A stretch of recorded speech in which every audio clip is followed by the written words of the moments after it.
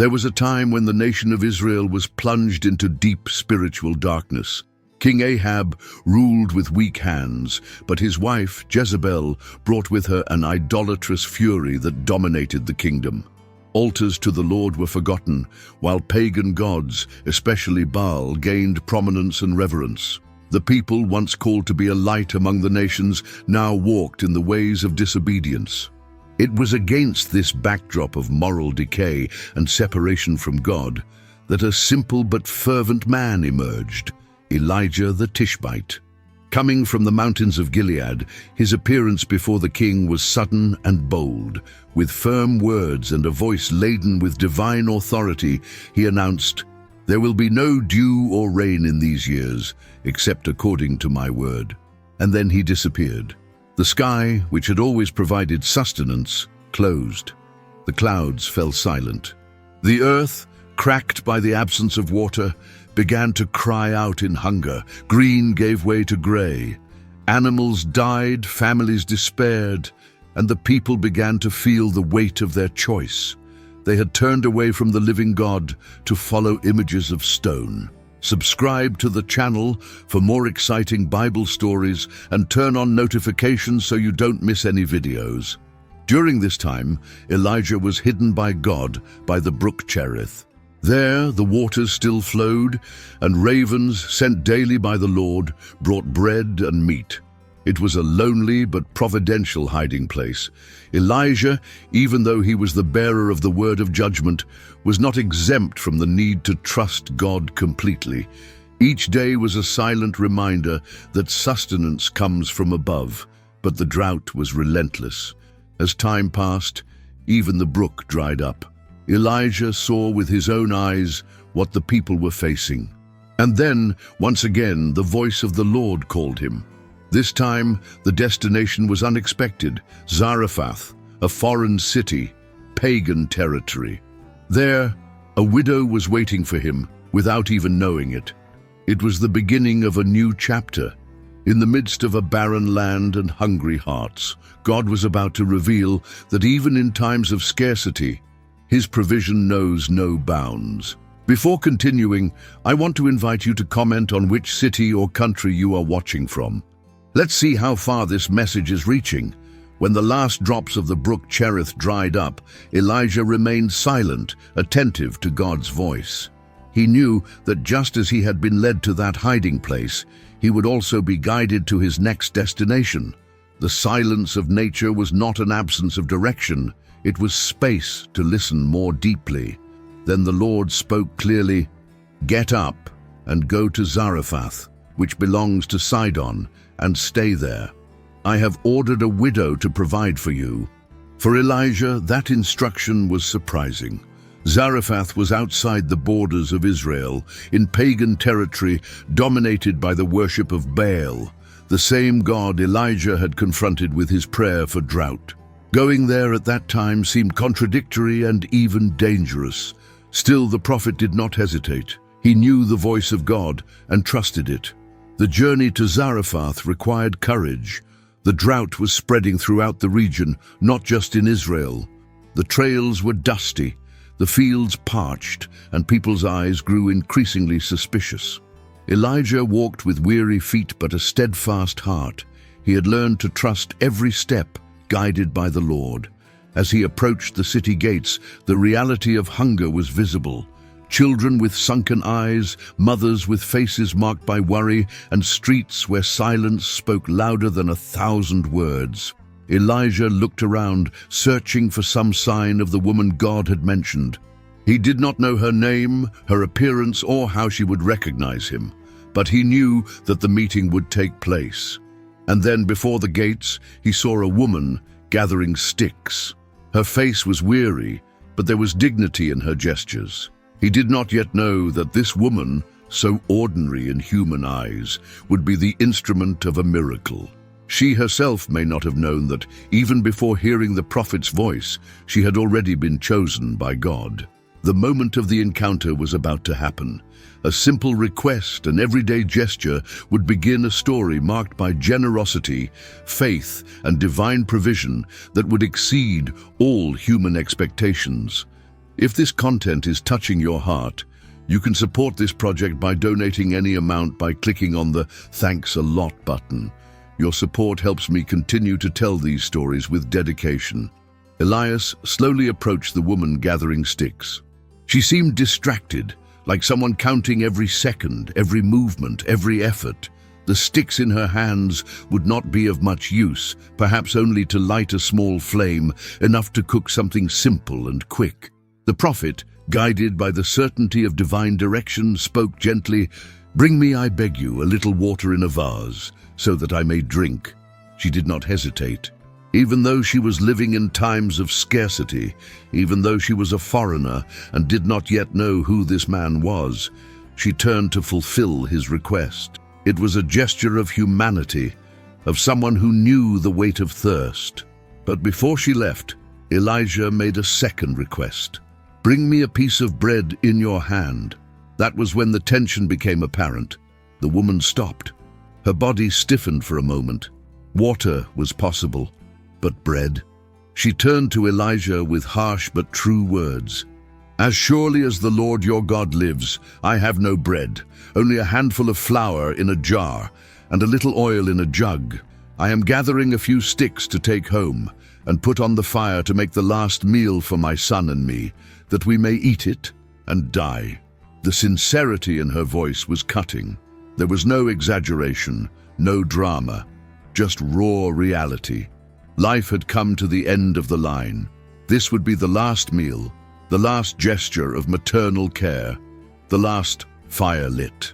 She was not a strong woman in the eyes of the world, nor a courageous heroine by human standards. She was just a mother trying to protect what was left of her home. Elijah listened to her with compassion. He understood that, at that moment, it was not just a needy woman standing before him.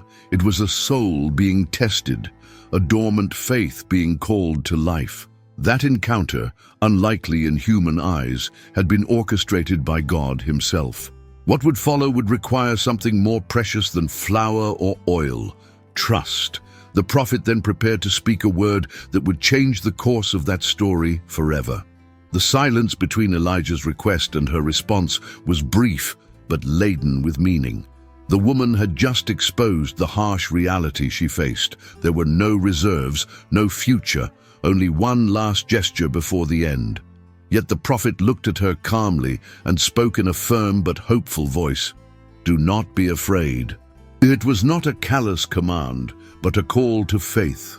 Elijah did not force her, nor did he try to manipulate her with empty promises. He offered a word of encouragement, followed by a promise that came straight from God's heart. If she trusted, if she chose to first prepare a small cake for him, then the flour in the pot would not run out, nor would the oil in the jug diminish until the rain returned to the earth. It was a challenge to reason. How could she give away what was barely enough for herself and her son? How could she share the last handful of flour with a stranger? But there was something different in that voice, a weight of truth, an invisible presence, a hope that for a brief moment made her consider the impossible. The woman returned home. Each step seemed heavier than the last. Upon entering, she saw her son, thin, silent, perhaps waiting for his last meal. She went to the small clay bowl where the handful of flour rested. Next to it was the jar with the little olive oil that remained. Her fingers touched the grains reverently, as if she understood the value of each particle. With steady hands, she kneaded the mixture, lit the sticks, and prepared the small cake. The warm smell of bread rising in the air contrasted with the emptiness of the room.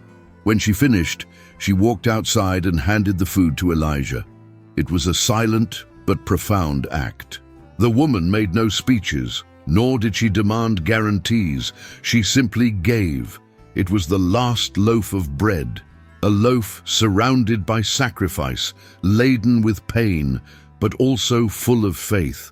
And in that gesture of surrender, the sky began to move. Something invisible was about to happen, something that would defy human logic and pave the way for an unprecedented miracle. The bread still warm in the prophet's hands was more than food. It was a symbol of silent sacrifice. Elijah, upon receiving the small cake, knew what that woman had just done. It was not merely a sharing of resources, but the surrender of a future that already seemed doomed. She had given what she had, trusting only in a word, a promise made in the midst of famine. Elijah then spoke again, not to demand more, but to reaffirm something extraordinary. "Thus says the Lord, the God of Israel, the flour in your jar will not be used up, and the oil in your jug will not be used up until the day the Lord sends rain on the earth." It was a bold statement. It was not an isolated miracle, but a continuous, daily, constant miracle. A provision that would come without fail, even though the woman did not understand how. To someone who was not an Israelite, this word seemed even more challenging. The widow lived in Zarapath, among a people who served other gods. Perhaps she had heard of the God of Israel, but now she was invited to believe, to depend on him, in a practical, real, urgent way. Elijah's request was audacious because it required her to break the natural cycle of survival and enter into the supernatural rhythm of trust. And she decided to believe. There was no spectacle, no lightning in the sky, no audible voices, only the decision to return home and with tired hands repeat the gesture, look at the flour and oil, and prepare another meal. Elijah stayed with her. The simple house became a place of shelter for the prophet, the woman, and her son. And the promise began to be fulfilled. Each day, the pot revealed the same handful of flour, the jug, the same trickle of oil. It was not an exaggerated abundance, but it was enough. No more, no less, just what was needed at the right time. The woman who thought she had eaten her last meal now woke up every day with the same surprise. God had provided once again, and in that daily life filled with simplicity, the miracle took shape, not as something momentary, but as a daily response of divine faithfulness. The house of the widow of Zarapath, once silent and filled with anguish, became a place of provision and life. The simple gesture of giving the last loaf of bread to the prophet had ushered in a new season. It did not immediately change the external circumstances. The drought still persisted, the fields were still dry, hunger still plagued many. But inside that house, something had changed profoundly. The faith that had manifested itself in a practical gesture now shaped that woman's days. She woke up early, looked at the pot, and found flour. She took the jar and felt the oil still there. The first time was a surprise, the second time amazement. But after a few days, understanding came. God was providing, not just with food, but with renewed hope. Elijah, now living with her, brought with him the presence of the one he served. His daily life revealed more about the God he represented. He was no ordinary man, and his faith was not superstition. He prayed, he listened, and above all, he trusted completely in that invisible God who was now beginning to become real to the widow. Her son, once frail and sad, ran around the house again. Laughter that seemed forgotten echoed once more within those humble walls. Each meal shared was like a living testimony that God had visited that home. But the widow's faith was not just a momentary emotion. She continued to repeat, day after day, that initial gesture, trusting. She continued to bake bread, to share her food, believing that the miracle would not cease. And indeed, it did not cease. There were no rational explanations for this continuity. No new harvest, no new supplies. It was always the same handful, the same olive oil, renewed by the invisible hand of God. The woman who had planned to die with her son now lived, sustained by heaven. It was in this environment of silent constancy that her faith grew stronger. Not through great visible signs, but in everyday life, in the lit oven, in the full pot, in the dripping oil. She had chosen to trust, and now she was living the result of a faith that is expressed in actions, even when fear still lurks, even when the answers are not complete. But the walk of faith, however firm it may seem, is often tested, and in that blessed home, A new pain was about to knock on the door. Time passed, and the miracle that had begun as a gesture of faith became routine in that house. Every day, the widow of Zarapath repeated the same movements. She opened the pot and found flour, she tilted the jug, and there was oil. There was never too much, never too little. It was always just the right amount, enough for another day.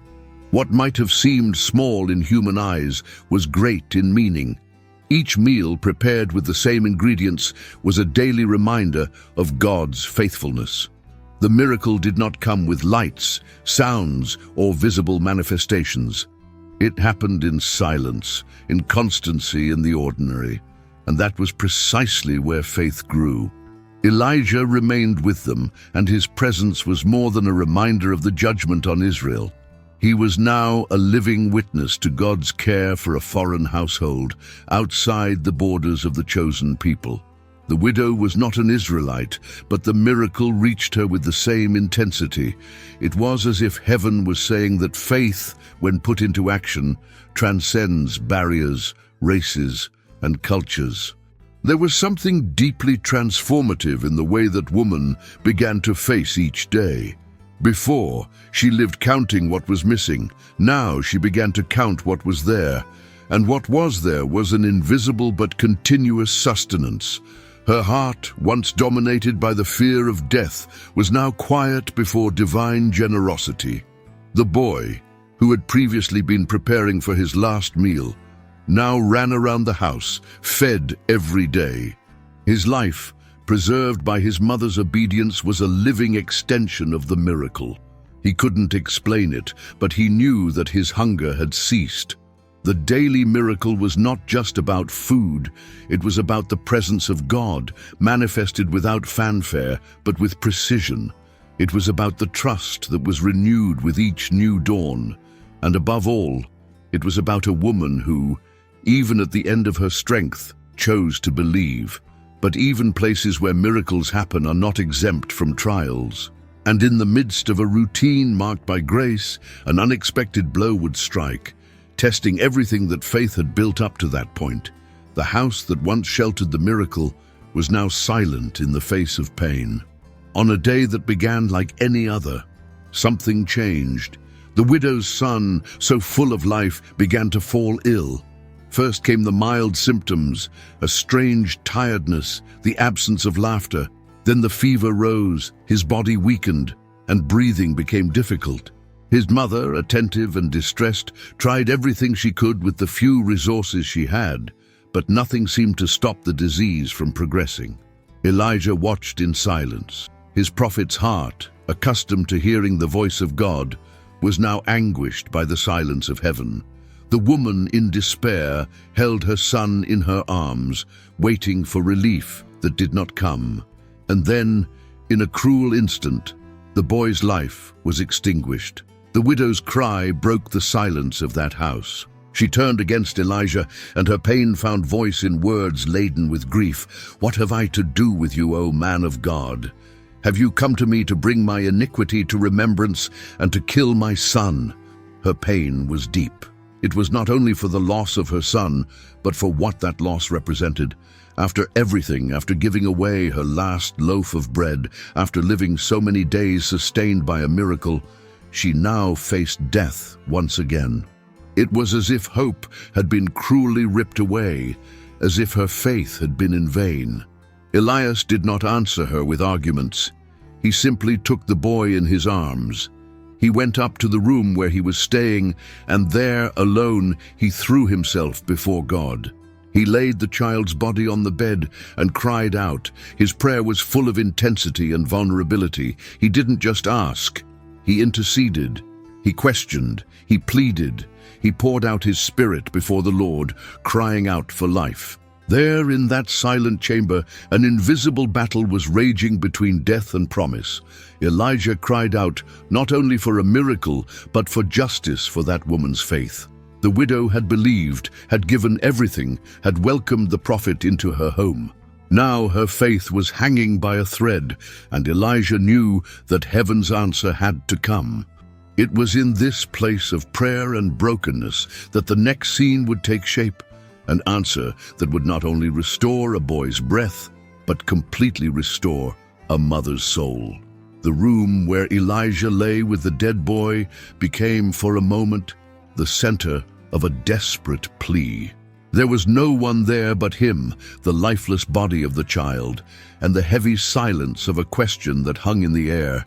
Can the God who sustains also raise the dead?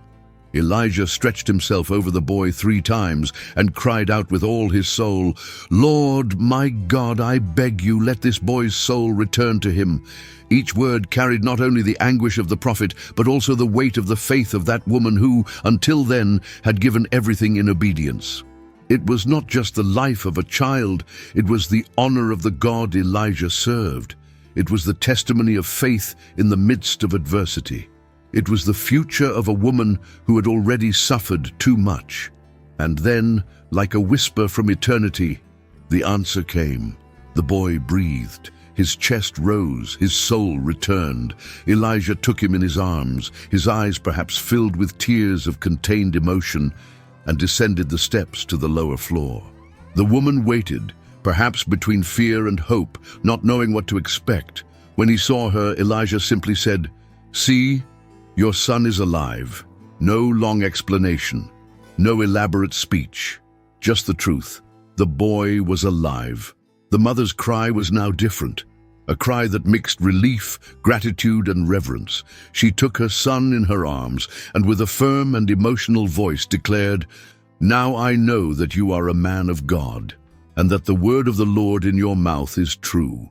This woman, who had begun her journey preparing her last meal, now held in her arms living proof that God not only sustains, he also restores, renews, and resurrects.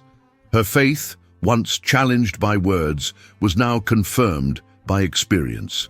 She had not only heard about the God of Israel, she had found him. The simple house in Zarapath became the scene of one of the most remarkable miracles in Scripture. And the story of this widow, once marked by loss, was now a testimony to the power of a God who turns little into abundance, sadness into hope, death into life. The story of the widow of Zarephath is not just a record of a miracle that happened in ancient times. It is an invitation to reflect on the faith that is revealed in the midst of scarcity, on the courage to obey even when the heart is weary, and on how simple gestures can attract the extraordinary from God. This woman, whose name is not recorded, became a symbol of faith in action. She had no visions, no angels appeared to her. Her only word from heaven came from the mouth of an unknown man who appeared in her town in the midst of a deep crisis. Still, she decided to trust. Her choice to share what little she had, to put the prophet before her own needs, was more than generosity. It was a seed of faith planted in dry soil. And God saw. God honored her. The widow teaches us that true faith is expressed in the simplest actions. Baking bread, opening a door, supporting someone, repeating the same task daily without seeing abundance, but trusting that the essentials will come. This everyday faith is powerful. It doesn't have to be loud to be deep. We also learn that God does not limit his action to religious or cultural boundaries. He chose a pagan woman outside of Israel to perform one of the most beautiful miracles in Scripture. This reveals that the heart that believes can be reached by his grace, regardless of origin. Another striking aspect is that faith, even when firm, can be tested. The widow saw her son die even after days of miracles, and yet God's answer came, not in her time, but in his time. Because God does not abandon those who trust in him, even when the silence seems too long. Today, this story continues to echo. In times of crisis, scarcity, and uncertainty, we are called to live a practical faith that shares, trusts, and perseveres. The widow of Zarephath reminds us that a little with God is enough, and that obedient faith always attracts heaven's favor. If you enjoyed the story of the widow of Zarephath and want to continue following other stories of faith and overcoming adversity, be sure to like this video and share it with your loved ones. And of course, subscribe to the channel so you don't miss any new content. Together, we will explore more powerful lessons from the Bible.